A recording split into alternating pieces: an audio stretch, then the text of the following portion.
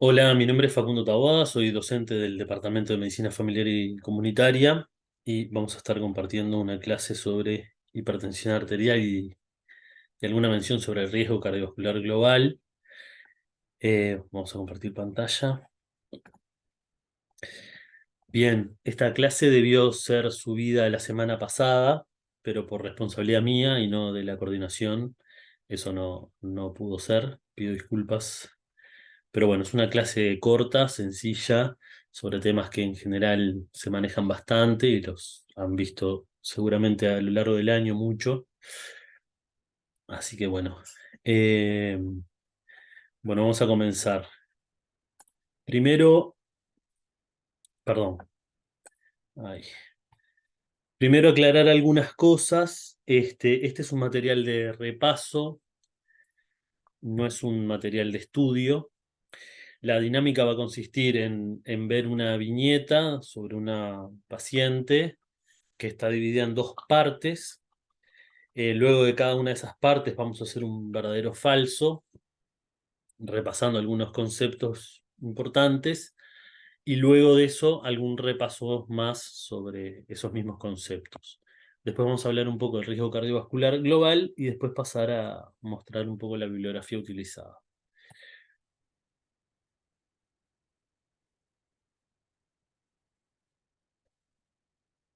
Bueno, la hipertensión arterial, digamos, la importancia del tema radica en que obviamente, primero es uno de los principales problemas de salud que se atienden en atención primaria, como ustedes habrán visto a lo largo del año, me imagino, con sus docentes.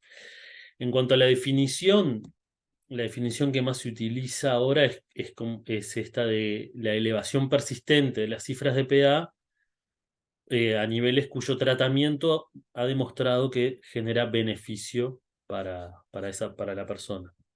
Es una definición que es epidemiológica, o sea, arbitraria o yo diría más bien consensuada, y que fija la hipertensión arterial como una presión sistólica mayor o igual a 140 y o una presión arterial diastólica mayor o igual a 90 para la población general. Siempre es importante conocer, repasar y instar a que las personas se hagan la toma de presión en condiciones basales para la toma que ustedes ya conocen. La hipertensión arterial es una enfermedad o a veces nos gusta también decir una condición y a su vez es un factor de riesgo para enfermedades cardiovasculares. Eh, en ese sentido, tanto el aumento de la presión arterial diastólica como sistólica se asocian a mayor riesgo cardiovascular. Se estima que la mitad de las personas que son hipertensas desconocen su diagnóstico, o sea, desconocen ser hipertensas, y de las que conocen su diagnóstico, solamente un tercio más o menos logra un buen control de sus cifras. Y es por eso que es un problema de salud pública, tanto a nivel nacional como mundial, por esto mismo, porque tiene una elevada prevalencia, tiene una baja captación, por lo que mencionábamos antes, y un adecuado control, por lo que también mencionábamos antes. En cuanto a la prevalencia aquí en Uruguay, aproximadamente 3 de cada 10 personas entre 15 y 64 años son hipertensas. Eso se ha mantenido bastante estable. Esto es sacado de la segunda encuesta nacional de factores de riesgo para enfermedades no transmisibles, que es de 2013, no está actualizada, pero esas cifras se han mantenido bastante estables con la anterior, que era de 2006. Si subimos el rango etario, o sea, de 40 en adelante, la prevalencia es más alta, ¿no? Obviamente, porque la hipertensión arterial o la presión arterial aumenta con la edad. Bueno, vamos a comenzar. Yo voy a leer la viñeta clínica, la primera parte de la viñeta clínica, y después vamos a ver las preguntas. Bueno, es una paciente de 61 años, de raza negra, que trabaja como secretaria. De sus antecedentes personales se destaca una hipertensión arterial que fue diagnosticada a los 48 años, o sea, ya lleva varios años de diagnóstico. Ella cumple tratamiento farmacológico con amlodipina 10 miligramos vía oral por día, no realiza actividad física, es sedentaria y cumple parcialmente con la dieta hiposódica. Refiere tener escasos controles ambulatorios de su presión arterial y de lo que recuerda sus cifras habituales son de 140 a 90 y la cifra máxima que ha registrado que recuerda es de 170 a 100 milímetros de mercurio. Su madre y su hermana son hipertensas, su padre falleció a los 55 años por un infarto agudo de miocardio. El motivo de consulta son cifras elevadas de PA.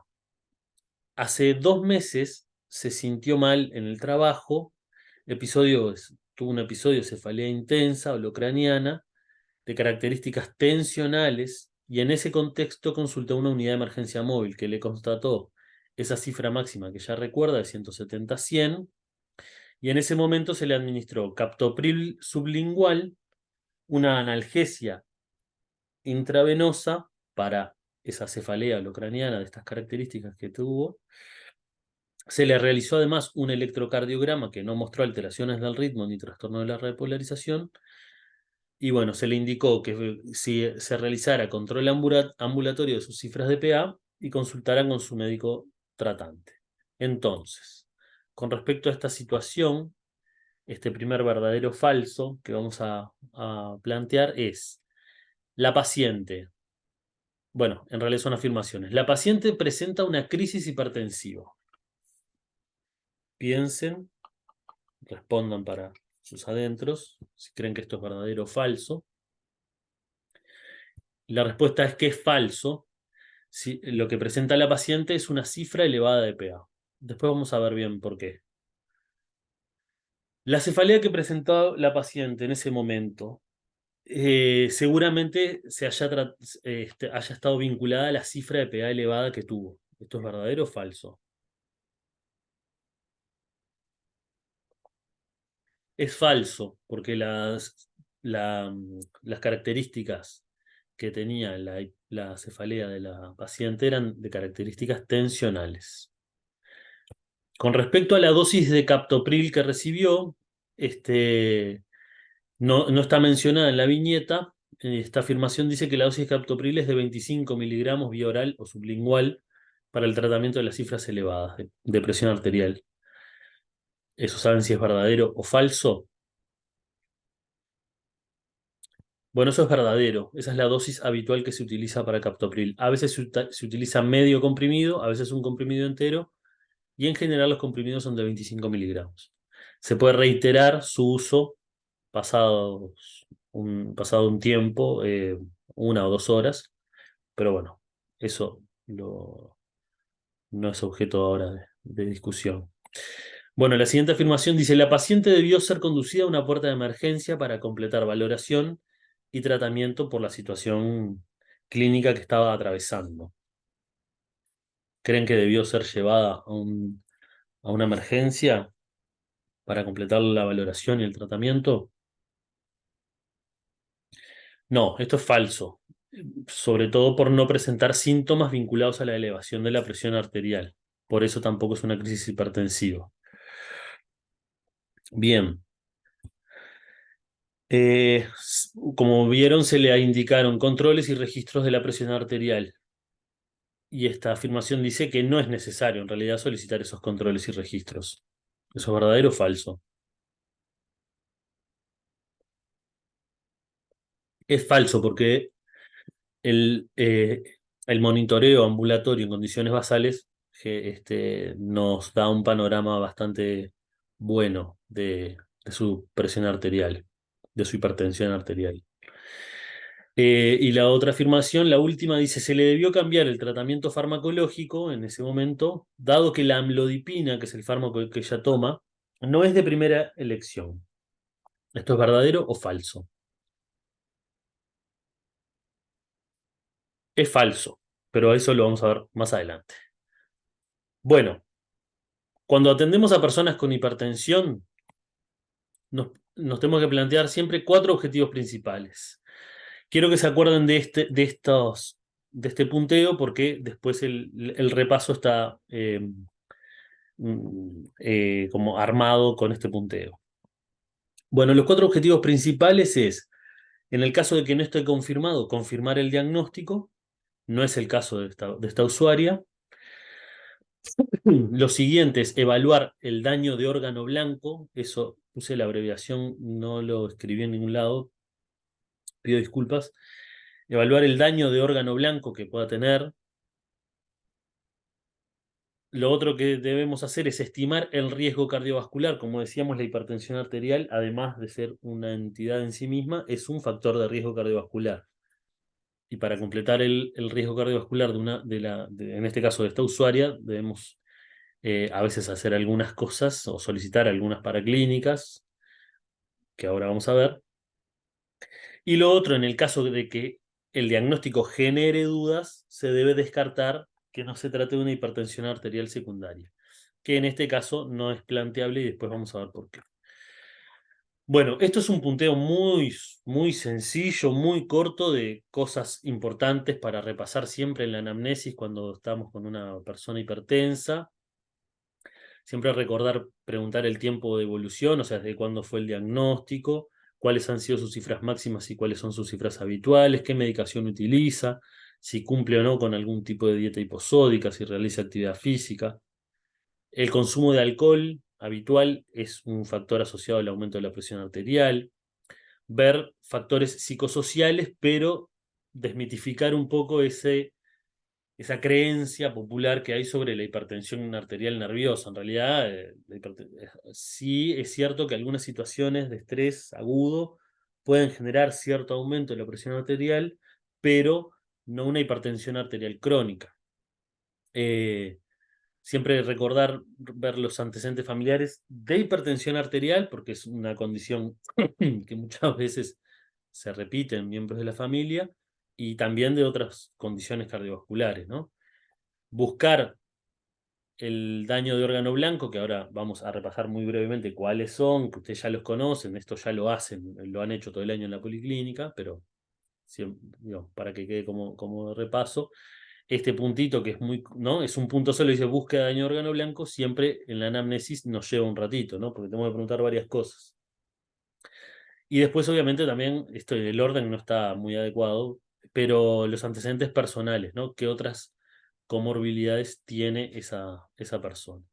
Y del examen físico destacar solo algunas cosas, obviamente la toma de presión arterial, a veces se puede hacer en ambos miembros superiores, ver la antropometría, el peso, la talla, calcular el índice de masa corporal, medir el diámetro de la cintura, hacer un examen cardiovascular completo, tanto central como periférico, la búsqueda de edemas en miembros inferiores, por ejemplo, la búsqueda de patalgia, de reflujo hepatoyugular, la ocultación de las vasos pulmonares, todos elementos clínicos de alguna afectación cardíaca o cardiovascular. Hay más cosas, esto es un punteo muy sencillo.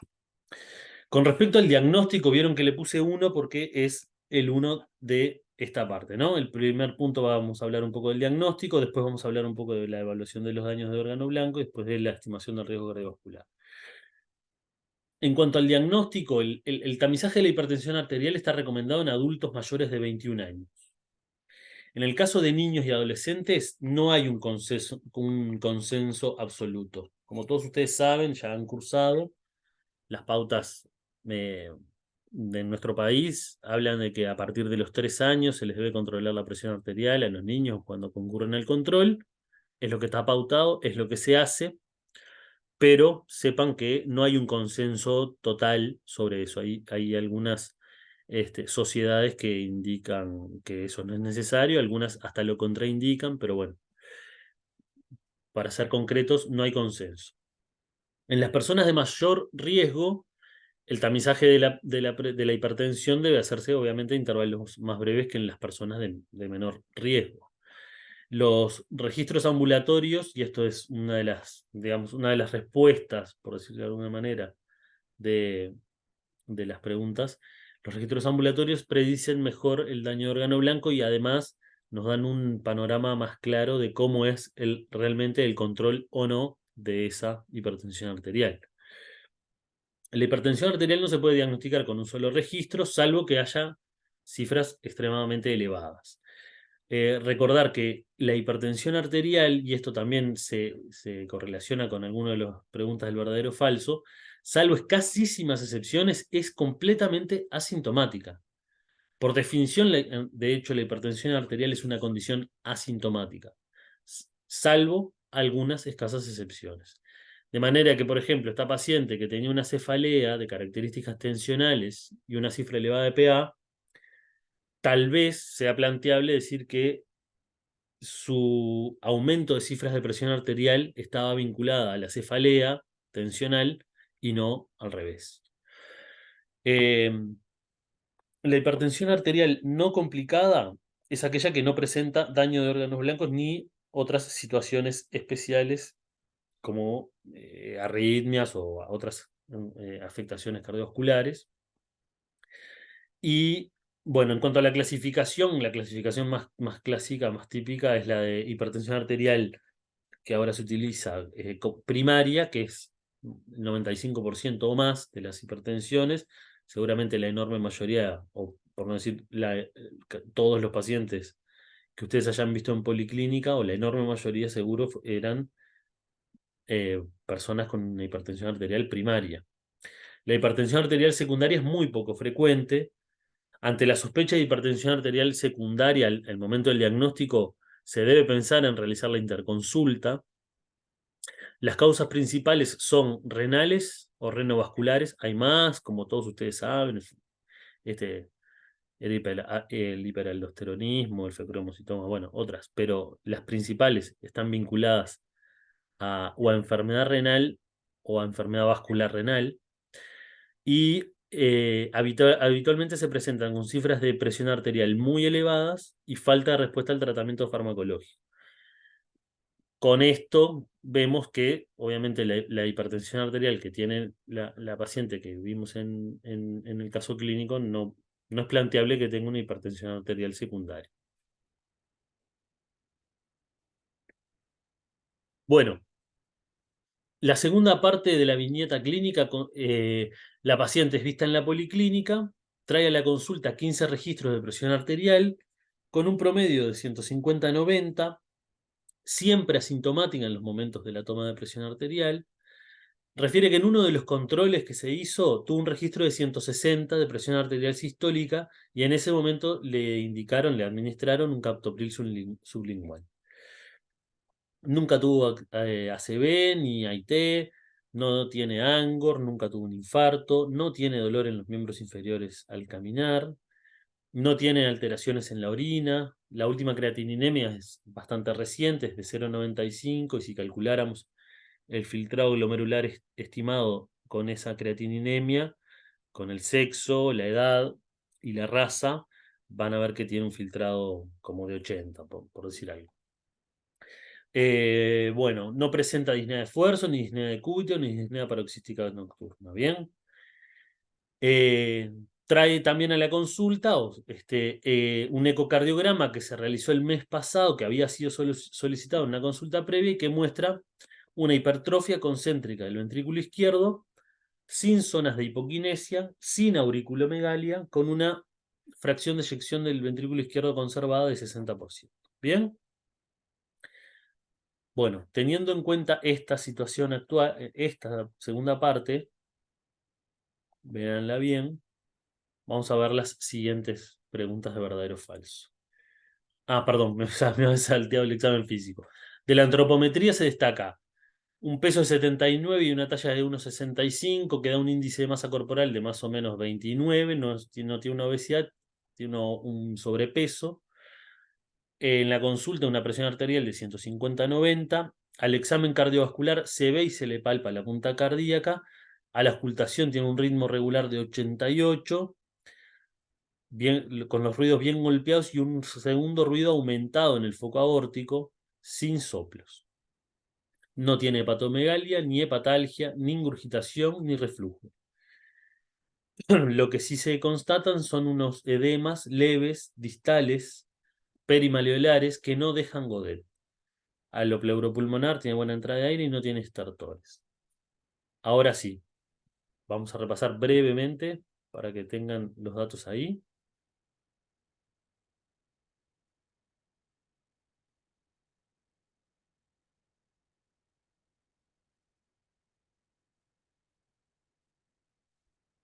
Bien, bueno, verdadero o falso. Eh, Primera afirmación, no se debe tomar en cuenta el promedio de cifras de PA que tiene la paciente, que trae la paciente para la toma de decisiones.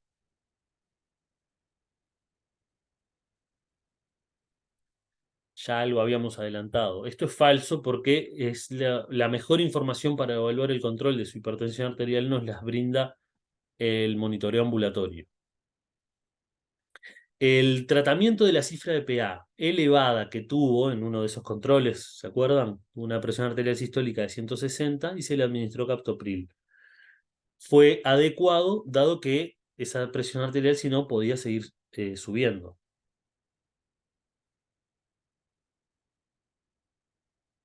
Eso es falso. Las cifras elevadas de PA que cursan asintomáticas no deben tratarse. Muy bien.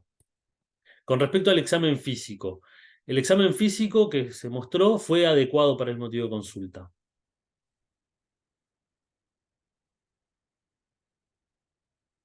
Falso, faltaron cosas.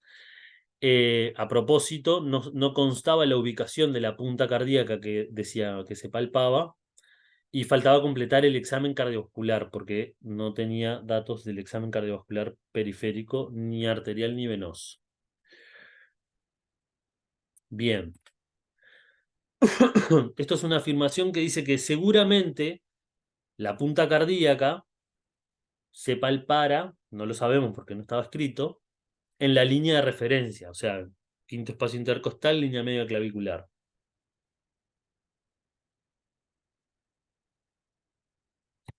Eso es verdadero porque es lo esperable. Obviamente estas cosas no se pueden, digamos, no son siempre todo como pasa habitualmente, pero lo esperable en una hipertrofia del ventrículo izquierdo concéntrica, sin dilataciones, lo esperable es que la punta se palpe en la línea de referencia.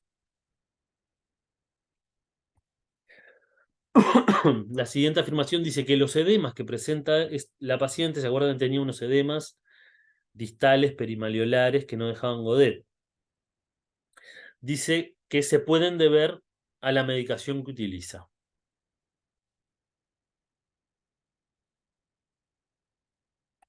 Eso es verdadero porque los calcio antagonistas, como es la amlodipina, hay otros fármacos calcio antagonistas, dihidropiridínicos, eh, pueden tener este efecto secundario. Bueno, dada la historia clínica de la paciente no presenta daño de órgano blanco. ¿Se acuerdan que no tenía Angor, no tenía claudicación intermitente dolorosa, no tenía alteraciones en la orina? Y esta es otra afirmación, y ahora las vamos a responder. La hipertrofia del ventrículo izquierdo que mostraba el ecocardiograma no es un daño de órgano blanco, dado que es esperable en este caso de una paciente con hipertensa de tantos años. O son las dos verdaderas o son las dos falsas. Falsas, porque la hipertrofia del ventrículo izquierdo en el ecocardiograma, aunque no genere ninguna sintomatología, es un daño de órgano blanco y es un predictor, además, de mortalidad por enfermedades cardiovasculares independiente. Y con respecto también a la hipertrofia del ventrículo izquierdo, esta afirmación dice, mejorar el control de cifras de PA puede revertir, al menos parcialmente, la hipertrofia del ventrículo izquierdo. ¿Esto creen que es verdadero o falso?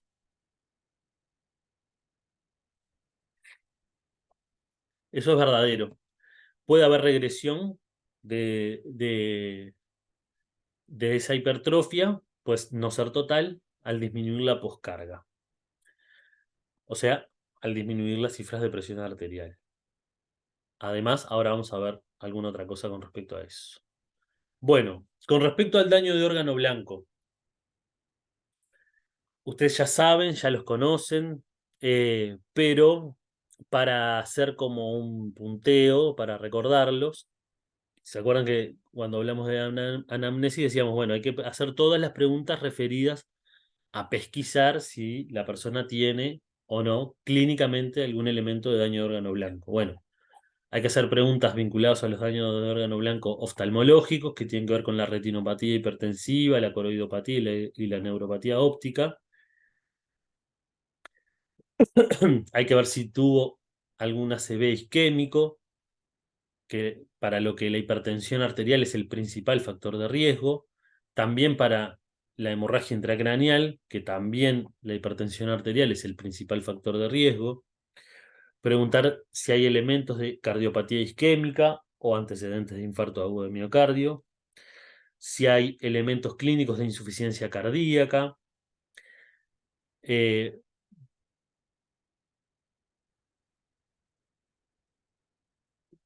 Sobre todo estas cosas, tanto la cardiopatía isquémica, la insuficiencia cardíaca o la presencia de cardiopatías estructurales, como por ejemplo la hipertrofia del ventrículo izquierdo que vimos que tenía, estas cosas aumentan el riesgo de insuficiencia cardíaca, de infarto agudo de miocardio, de ACV y de muerte súbita. Eh, Esto, por ejemplo, los cambios estructurales se pueden sospechar en un examen físico al palpar una punta cardíaca que no debería ser palpada, o lo normal es que no se palpe, o en un electrocardiograma se puede sospechar también. Y bueno, después también, obviamente, como ya saben ustedes, otro órgano blanco que puede ser dañado por la hipertensión es la función renal, tanto la función como su capacidad de filtrado.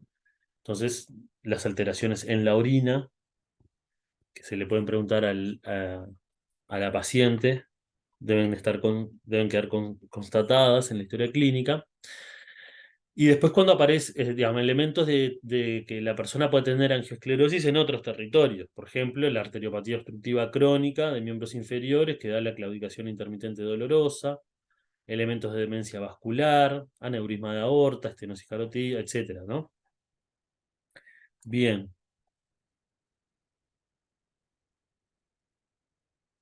Bueno, en cuanto a la paraclínica que se debe solicitar. La paraclínica generalmente se divide en paraclínica que se solicita para daño de órgano blanco, paraclínica que se solicita para completar la valoración del riesgo cardiovascular. Bueno, y ahora veo, porque eso viene ahora. Entonces, para valorar el daño de órgano blanco, como habíamos dicho, bueno, para ver la parte oftalmológica, el fondo de ojo, que se puede hacer o solicitar, para ver si hay retinopatía o angiosclerosis. El electrocardiograma para ver si hay trastornos del ritmo, de la repolarización. Tiene baja sensibilidad para el diagnóstico de la hipertrofia del ventrículo izquierdo, pero si hay elementos que nos lo sugieran, podemos después completar la valoración. Después solicitar la creatininemia para hacer el filtrado glomerular estimado a través de la fórmula que se utiliza ahora, CKD-EPI. Y el examen de orina, en el que el examen de orina nos muestra si hay proteinuria y lo que figura en las pautas actualmente se está utilizando más la solicitud de la microalbuminuria también a las personas hipertensas, algo que antes estaba más reservado para las personas diabéticas. Pero bueno, mm, lo importante es ver si hay pérdida de proteínas en la orina, como daño renal. Bueno, después le puse el 3 porque se acuerdan que hoy el punteo que les dije era 1 el diagnóstico, 2 el daño de órgano blanco y 3 el riesgo cardiovascular. Para completar eh, la valoración del riesgo cardiovascular, se le debe solicitar una glicemia como prueba de tamizaje para diabetes mellitus y un perfil lipídico para valorar los lípidos en sangre y ver si pueda tener o no alguna dislipemia y qué tipo de dislipemia pueda tener. Lo otro que también es importante considerar cuando se solicita para clínica una persona hipertensa, sobre todo si ya recibe fármacos antihipertensivos, es buscando algunos efectos adversos de fármaco. Por ejemplo, el ionograma, lo clásico es, puede haber algún aumento del potasio en las personas que utilizan IECA o ARA2. Puede haber un aumento de la uricemia, sobre todo en los que utilizan tiacidas.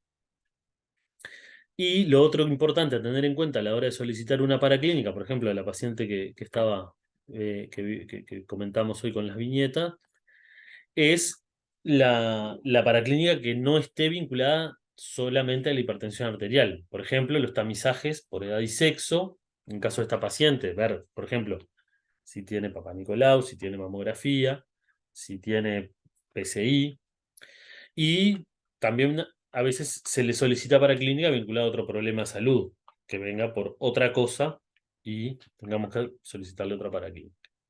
Pero bueno, lo más importante que ustedes deben recordar es la paraclínica que está enfocada al daño de órgano blanco, la paraclínica que está enfocada a completar el riesgo cardiovascular y la paraclínica que está enfocada a, a- a pesquisar efectos adversos de los fármacos.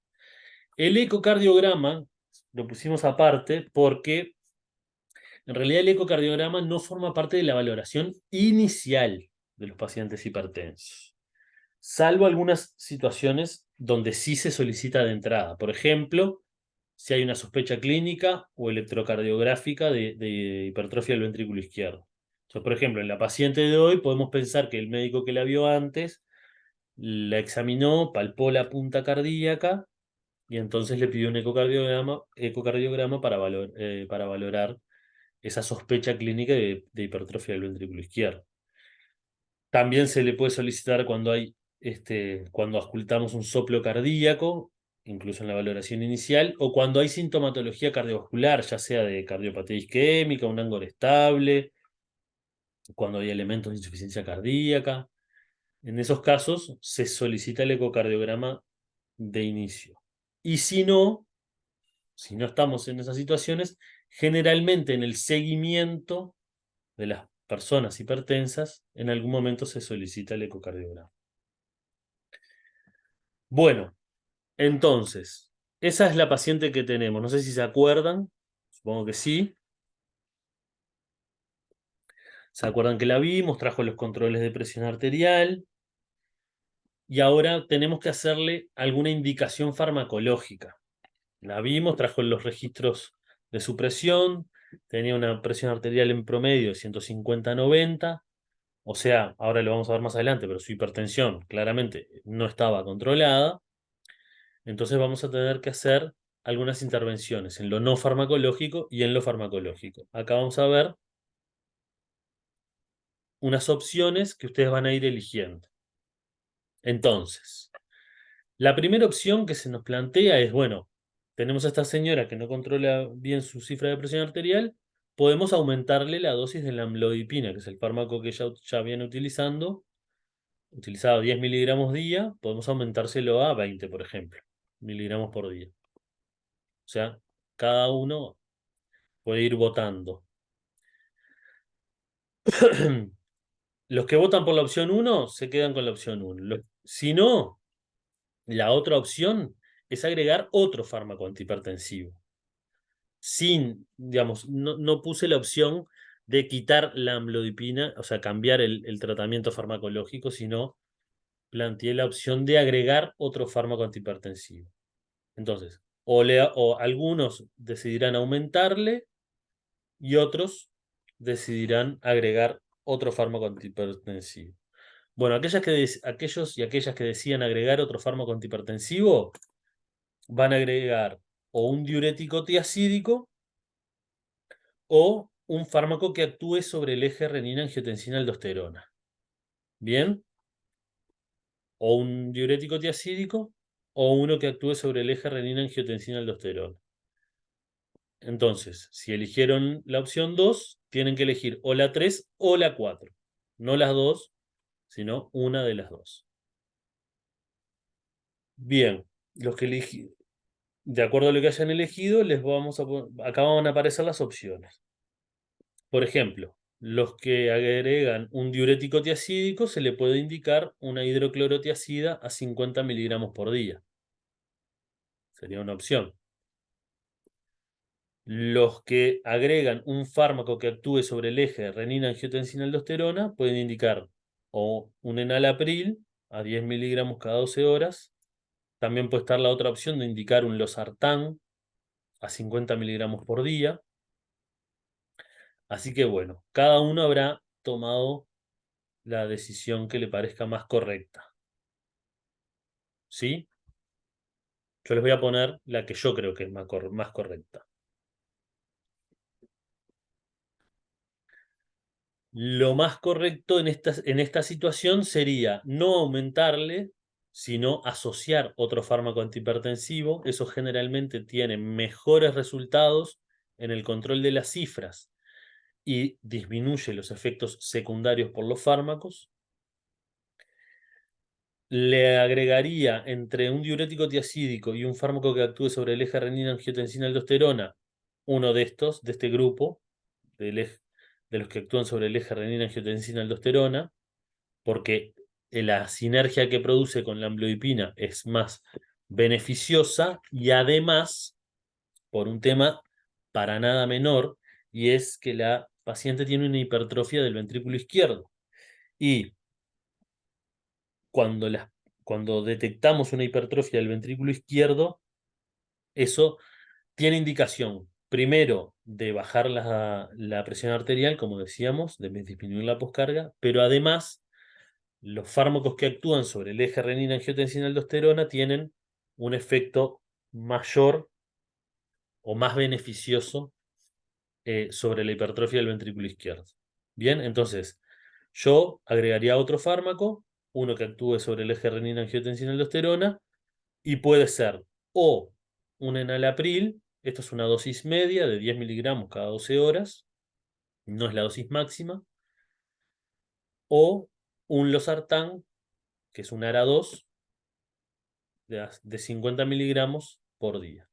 Tanto las 6 como las 7 en realidad son correctas. Eh, los sartanes o los ARA2 generalmente se utilizan cuando hay algún efecto secundario o alguna dificultad en la toma del enalapril. Por ejemplo, el enalapril tiene 2 tomas diarias y el losartán tiene una. Eso a veces es una ventaja para el plan terapéutico. Pero bueno, ahora vamos a ver cuando lleguemos a tratamiento. Bien, tratamiento. Justito, ya llegamos.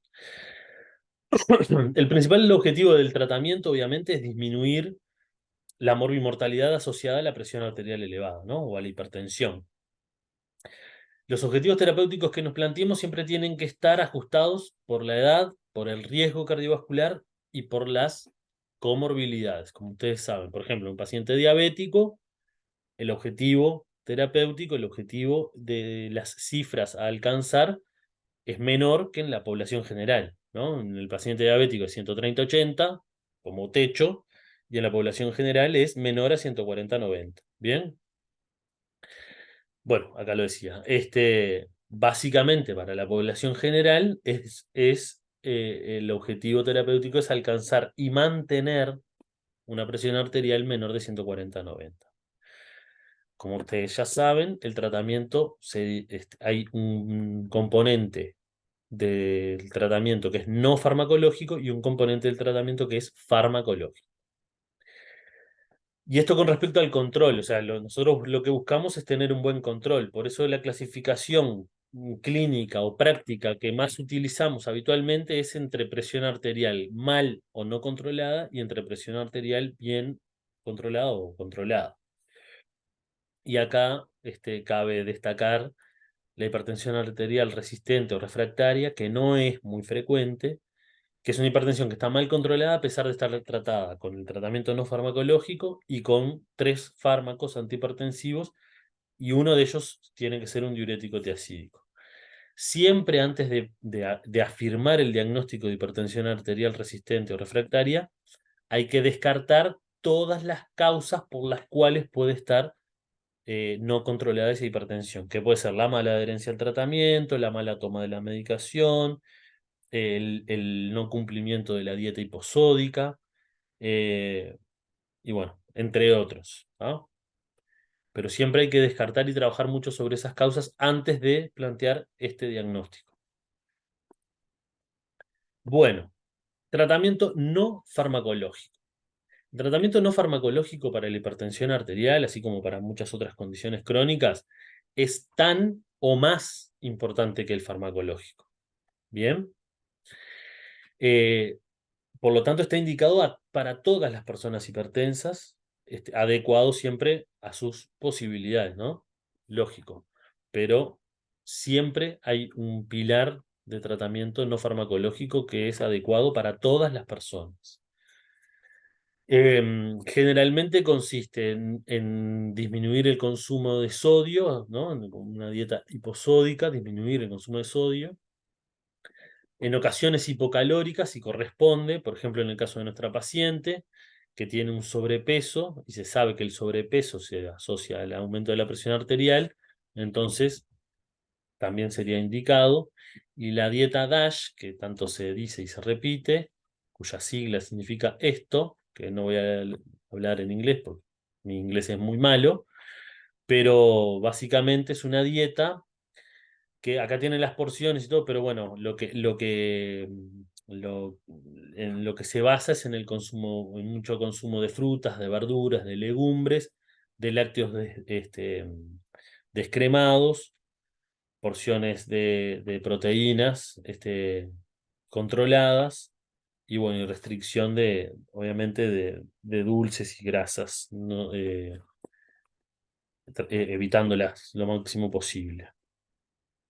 Bueno, bueno, acá de nuevo la reducción del peso si hay sobrepeso u obesidad, disminuir el consumo de alcohol. El consumo de alcohol se asocia al aumento de las cifras de presión arterial en todas las personas, también en las personas hipertensas, por supuesto.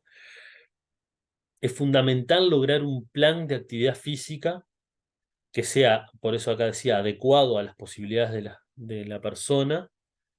Lo ideal es que pueda ser una actividad física aeróbica, que sea o pueda ser mantenida, dado que esto tiene un efecto que es absolutamente indiscutido en la reducción y el control de la presión arterial.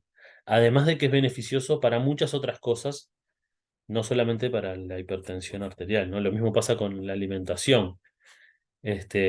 Varios aspectos de la dieta DASH, además de tener efectos beneficiosos para las cifras de presión arterial, tienen efectos beneficiosos para otras condiciones o para la salud en general.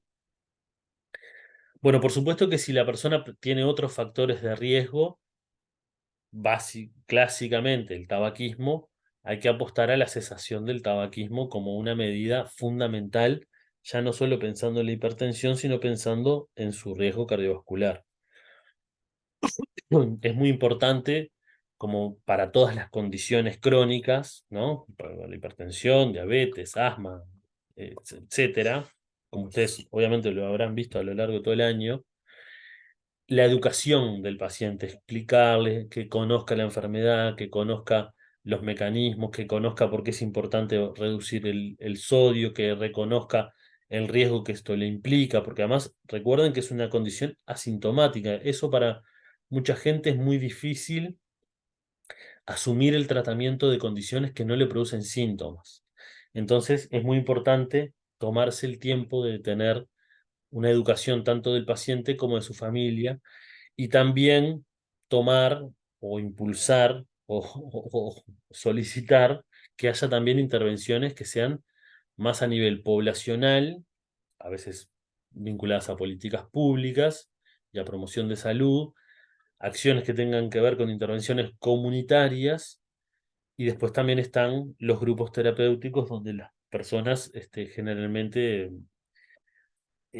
tienen mucho reconocimiento de su condición, mucho intercambio con personas que están atravesando situaciones similares, que muchas veces tienen las mismas dificultades para el cumplimiento de los tratamientos no farmacológicos, que no son pocas las dificultades, y generalmente los grupos de pares y grupos terapéuticos son muy beneficiosos. Bueno, en cuanto al tratamiento farmacológico, el tratamiento farmacológico se debe indicar en las personas hipertensas que tengan daño de órgano blanco, que sean además de hipertensas diabéticas, que sean o que ya tengan una enfermedad cardiovascular, o en aquellos con cifras persistentemente altas a pesar de ya haber intentado corregir esas cifras de presión arterial o controlarlas con las medidas no farmacológicas. ¿Tá? Hay varias familias de fármacos antihipertensivos, que ahora las vamos a ver. Hay muchos estudios y ensayos clínicos con estas distintas familias de antihipertensivos y su eficacia y tolerancia es similar.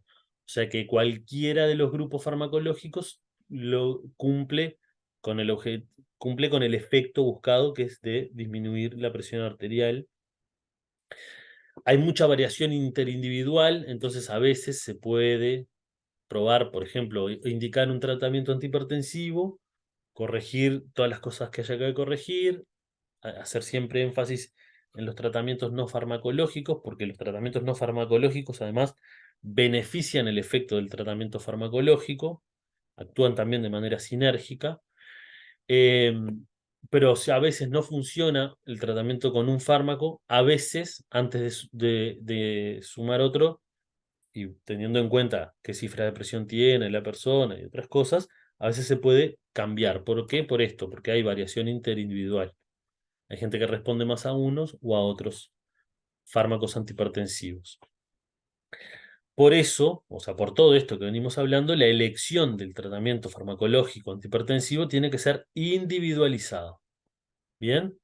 Hay que tener en cuenta todos estos factores que hemos visto, la edad, la raza, las comorbilidades, si tiene o no daño de órgano blanco, cuál es el daño de órgano blanco que tiene, eh, las preferencias que tiene, la historia que tiene, capaz que conoce, ya conoce un fármaco que tomaba su madre, su padre, alguien, y le tiene confianza o le tiene rechazo y no quiere tomar ese fármaco, digamos, hay que ahondar en todas esas cosas a la hora de elegir el fármaco para iniciar un tratamiento farmacológico.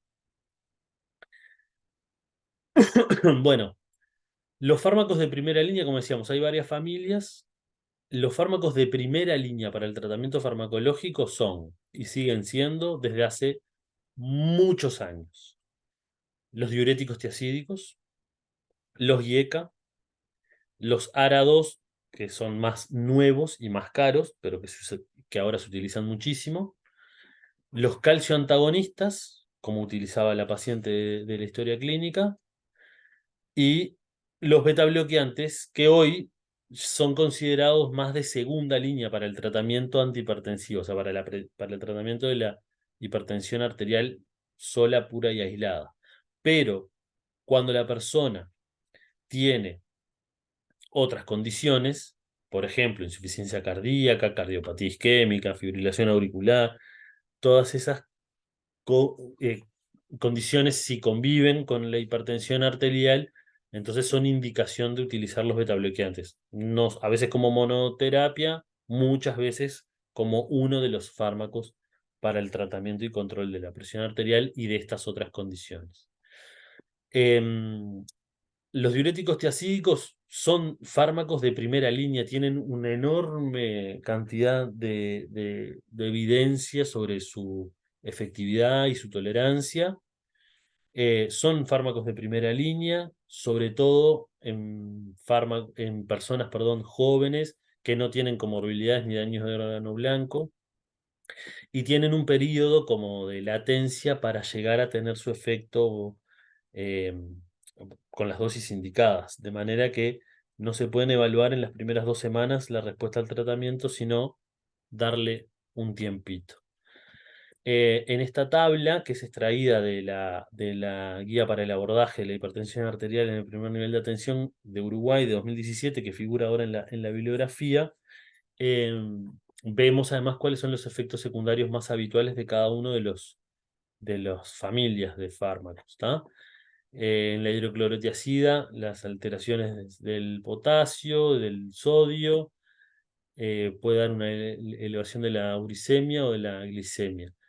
Generalmente a las dosis que se utilizan habitualmente, por ejemplo, no a dosis, por ejemplo, de la hidroclorotiazida, que probablemente hayan visto muchos pacientes que la utilizan, Generalmente la dosis de 50 miligramos no genera beneficios sobre una dosis de 25 miligramos en cuanto a los efectos terapéuticos, pero sí aumenta los riesgos de los efectos secundarios. Por lo tanto, con esto lo que les quiero decir es que los diuréticos tiacídicos utilizados a dosis bajas o medias, en general son seguros, bien tolerados y generan pocos efectos secundarios. Conozcan también la indapamida, que es otro diurético tiacídico que se utiliza mucho. En cuanto a los IECA, cuando la persona, como vimos antes, había que elegir, había que tener en cuenta si había comorbilidades u otras cosas. Bueno, cuando la persona hipertensa, además, es diabética o tiene una hipertrofia del ventrículo izquierdo, como ya habíamos dicho, o tiene elementos de insuficiencia cardíaca o de cardiopatía isquémica, o ya tuvo un infarto o tiene, no sé, un ángulo estable, o tiene un antecedente de ACV, o tiene una enfermedad renal crónica conocida, no severa. En la enfermedad renal crónica severa ya entramos en otro territorio donde no se podrían usar, pero en general esos son casos más excepcionales. O, por ejemplo, tiene una proteinuria. Bueno, en esos casos, cuando diagnosticamos una hipertensión arterial o estamos con un paciente hipertenso con cualquiera de estas condiciones o comorbilidades asociadas, tienen indicación de utilizar un IECA. ¿Tá?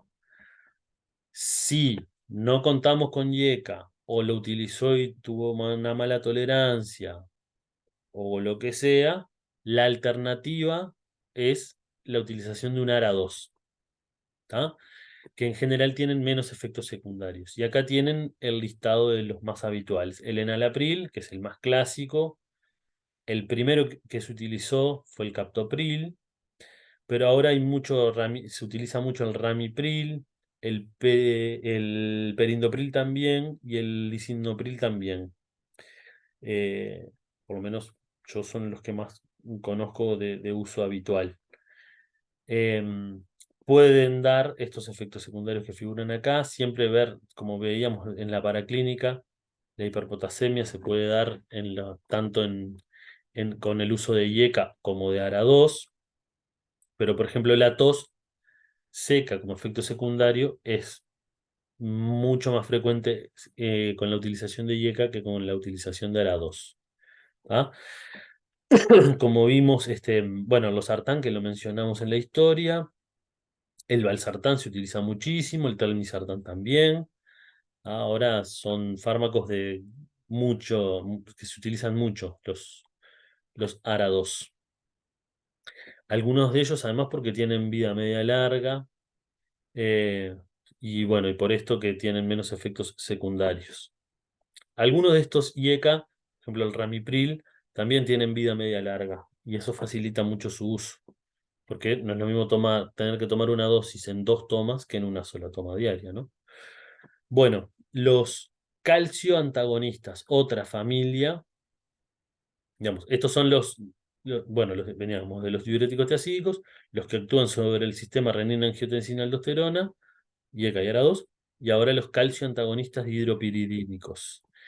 Los calcio antagonistas son fármacos vasodilatadores y que se utilizan de elección en adultos o adultos mayores, y también son de elección en las personas de raza negra.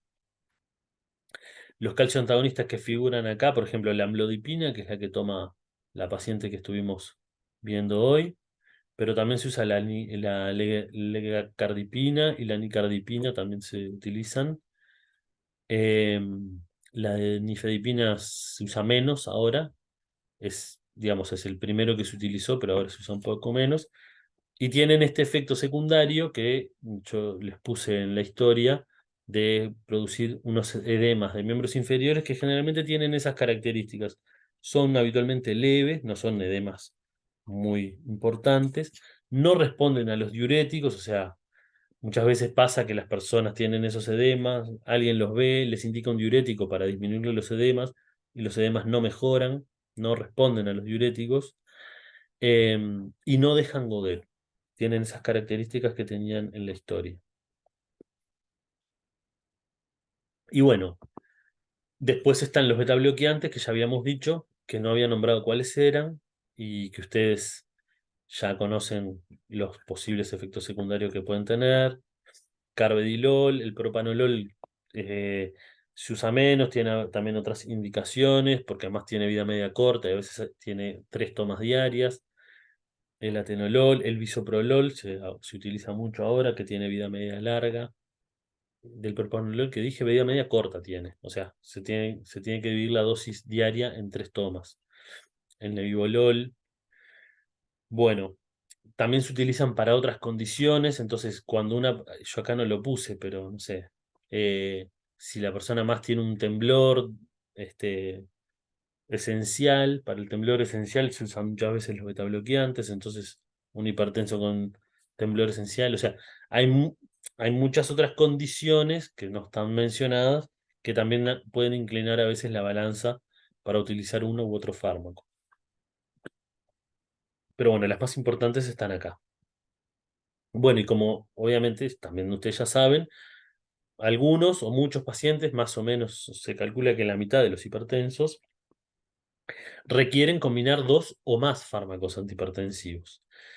En general, la combinación más, mm, no hay muchos estudios que lo avalen completamente, pero la indicación, perdón, la combinación más adecuada, por decirlo de alguna manera, es un fármaco que actúe sobre el eje renina-angiotensina-aldosterona, o sea, IECA o ARA2. La combinación de IECA y ARA2 no corre, no se realiza, no es recomendada y puede ser incluso perjudicial. Entonces, combinar uno de estos dos, o un IECA o un ARA2, con uno de estos dos, o con un diurético tiacídico o con un calcio antagonista.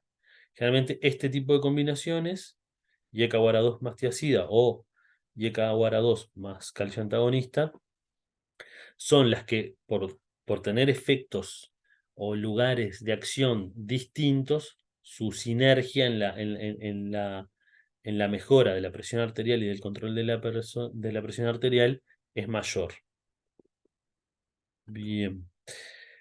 Bueno, entonces, acá en esta diapo yo lo que quería repasar es, bueno, vimos una paciente, capaz que ya ni se le acuerdan, pero bueno, 61 años, raza negra, hipertensión arterial mal controlada, hipertrofia del ventrículo izquierdo, ¿bien?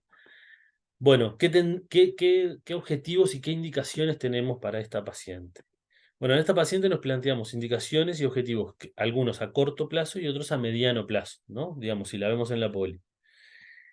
El primer objetivo es mantener las cifras de PA por debajo de 140-90. Para eso, ¿qué vamos a hacer? Como hicimos en el jueguito de los antihipertensivos, vamos a indicarle un nuevo fármaco antihipertensivo que dijimos o IECA o ARA2. ¿Bien? O sea, o el enalapril o el losartán que pusimos en las opciones, por ejemplo. Vamos a mantenerle los controles ambulatorios de la PA para ver qué efecto van teniendo el agregar este nuevo fármaco y vamos a revalorarla en 1 o 2 meses. Obviamente que acá no lo puse acá abajo, bueno, perdón, me omití porque ella en realidad tenía una adherencia parcial a una dieta hiposódica. Entonces es importante insistirle, que acá no lo mencioné específicamente, en lograr o buscar la manera de lograr un mayor cumplimiento de la dieta, al menos hiposódica, después trabajar sobre la dieta DASH. Eh, esto es en lo inmediato, inmediato. Bueno, después, para completar la valoración de daño de órgano blanco, nos faltaba el fondo de ojo, que no estaba en la historia. Y para completar, también nos faltaba el examen de orina, ahora que pienso. El examen de orina y para ver si tenía proteinuria. Teníamos una creatininemia que estaba bien. Y para completar la valoración del riesgo cardiovascular, nos faltaba tener el lipidograma y la glicemia, ¿no? Entonces se le podría solicitar esa paraclínica, un lipidograma, una glicemia, un fondo de ojo y un examen de orina, y, cuando la revaloremos en 1 o 2 meses, también ver esos resultados. Pero a mediano plazo nos tenemos que plantear otros objetivos.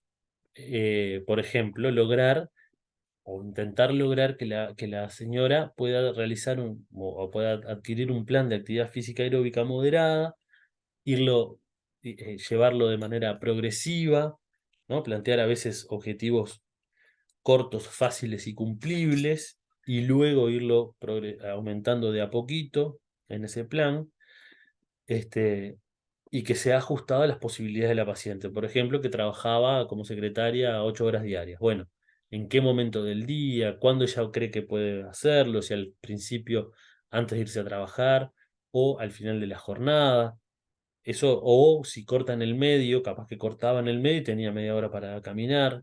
No sabemos. Todas esas cosas hay que indagarlas bien para ver en qué momento o de qué manera se puede generar ese plan de actividad física que sabemos que es tremendamente beneficioso para su hipertensión arterial, pero también para muchas otras condiciones y para su salud en general.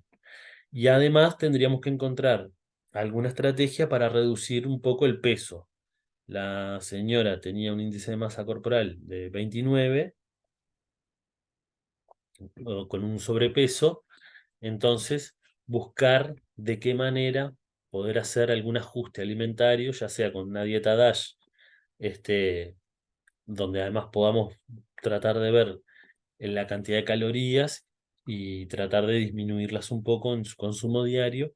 Y obviamente, si contamos en el equipo de trabajo con una profesional, una compañera licenciada en nutrición, bueno, apoyarnos también en el saber de nuestras compañeras para poder llegar a estos ajustes alimentarios. Bien, bueno, de esta manera cerraríamos a esta paciente, ¿no? Y el repaso breve sobre hipertensión arterial. Con respecto al riesgo cardiovascular global, yo había planteado unos ejercicios con esta misma paciente, pero está muy largo y va a ser, ya no sé, me excedí en el tiempo.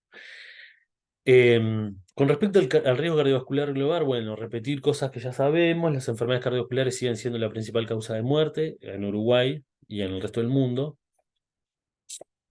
El riesgo cardiovascular global se expresa generalmente en porcentaje y traduce el riesgo que tienen 100 personas con iguales características de sufrir un evento cardiovascular en los próximos años. Vieron que ahí se dividen, se clasifican, dependiendo qué tabla o herramienta se utilice, en riesgo bajo, medio o alto.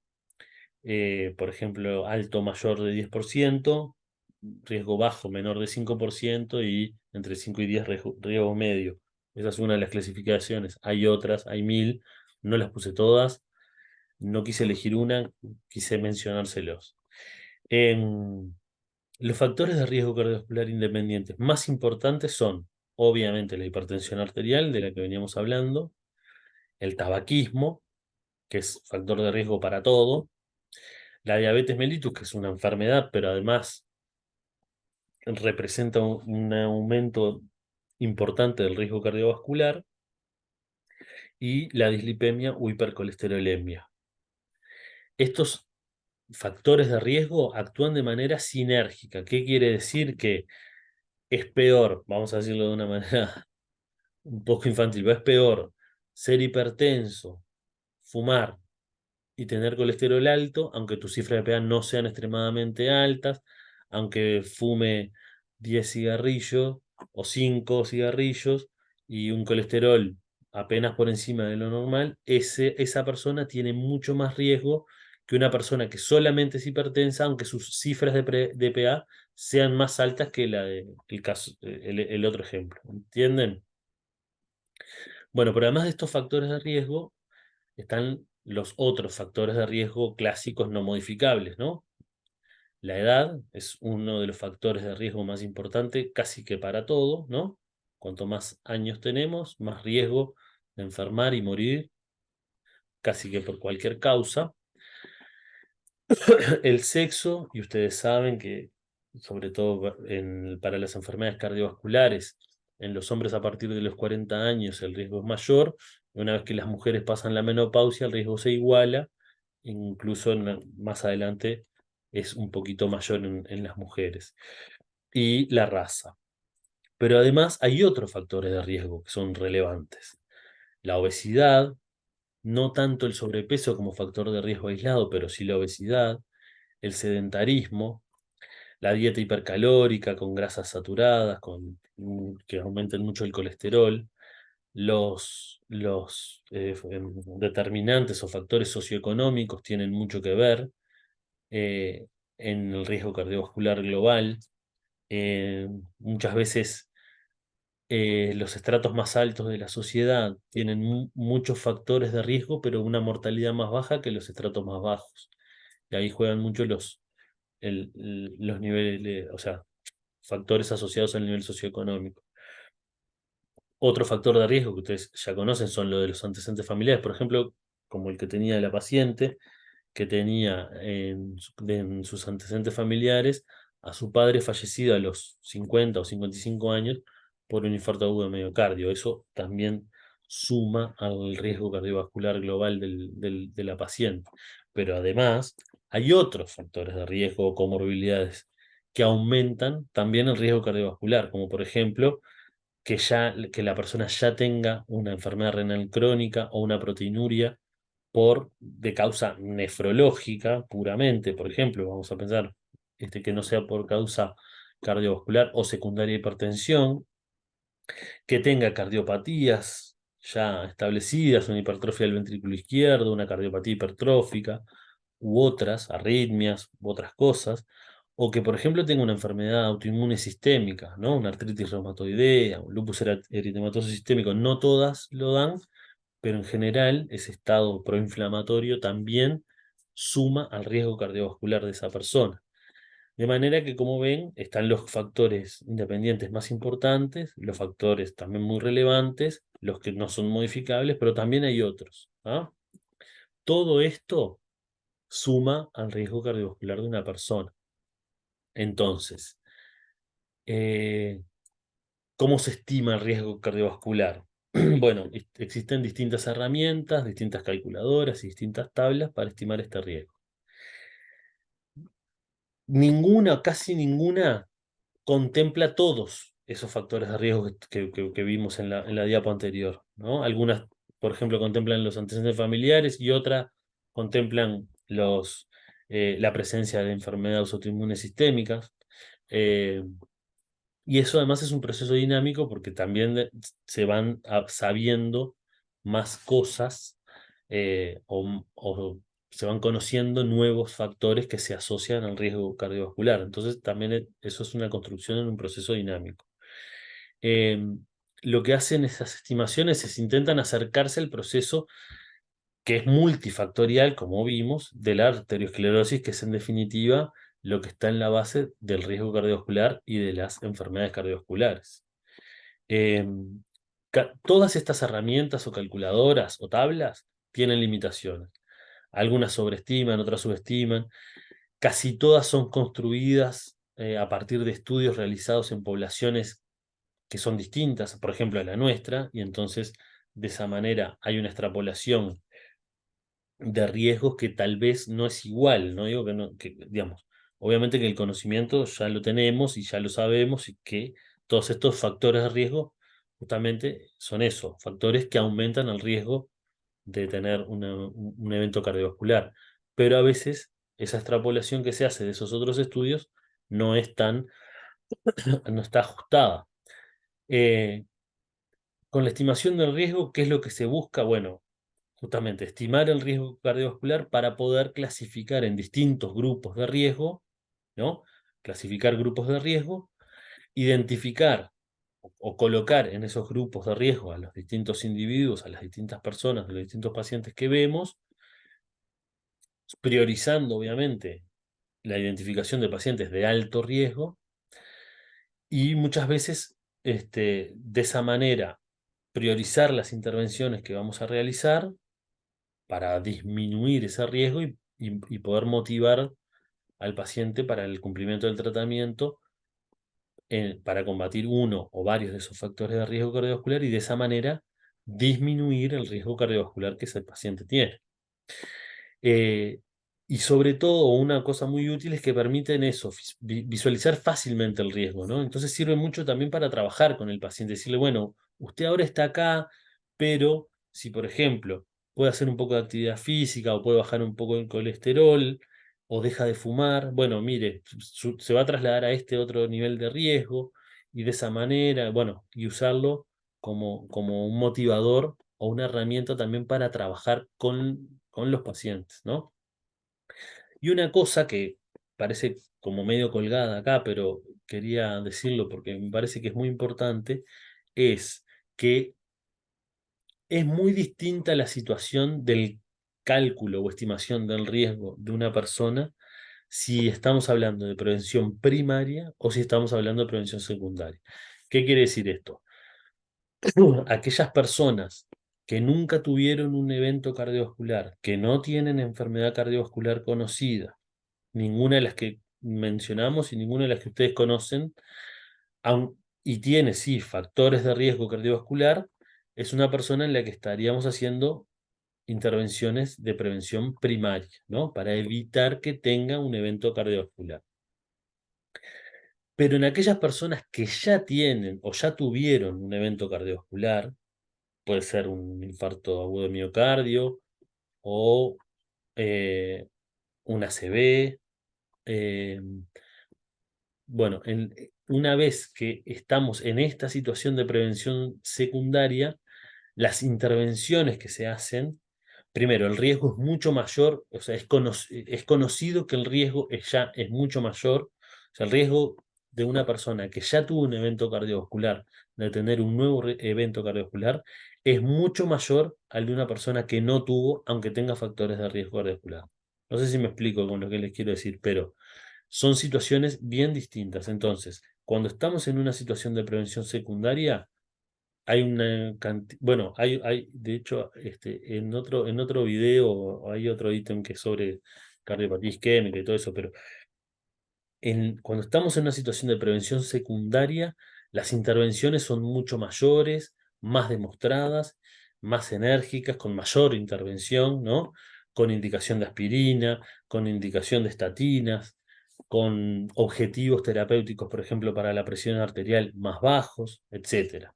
En cambio, cuando estamos frente a una persona que sí tiene riesgo cardiovascular porque tiene factores de riesgo, pero nunca tuvo un evento cardiovascular, estamos en una situación de prevención primaria y todas las intervenciones, acciones e indicaciones tienen, por decirlo de una manera, un peso relativo un poco menor. O sea, son más la cantidad de personas que debemos tratar para tener un efecto beneficioso sobre en la disminución de esos eventos cardiovasculares. Entonces, por ejemplo, lo puse acá para acordarme. En la prevención secundaria está fuera de discusión, y salvo que haya alguna contraindicación, está fuera de discusión el uso del ácido acetilsalicílico a dosis bajas de 75, 78, 80, 100 miligramos día, está fuera de discusión.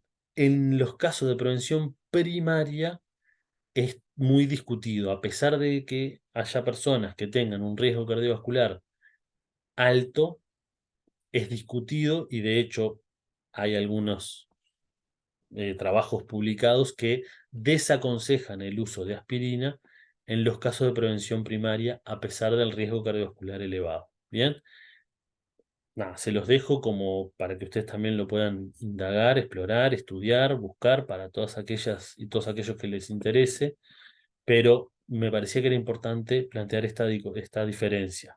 Una cosa es gente sana con factores de riesgo y otra cosa es gente que ya tuvo un evento cardiovascular donde la situación y el grado de intervención nuestro es mucho mayor. ¿Tá? Bueno, con esto terminamos. Creo que ya terminó. Bueno, ahí les dejo la bibliografía para que vayan viendo.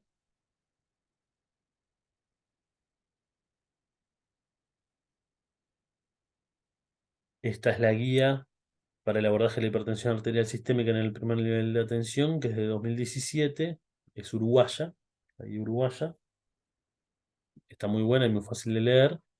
Y después de Rubinstein en la sección 14 de problemas cardiovasculares frecuentes, los capítulos 140, que es el de riesgo cardiovascular global, y el 141, que es el de hipertensión arterial. Bien, bueno, y con esto terminamos. Pido disculpas nuevamente por haber demorado en entregar el video de la clase y espero que les vaya bien en el parcial. Saludos.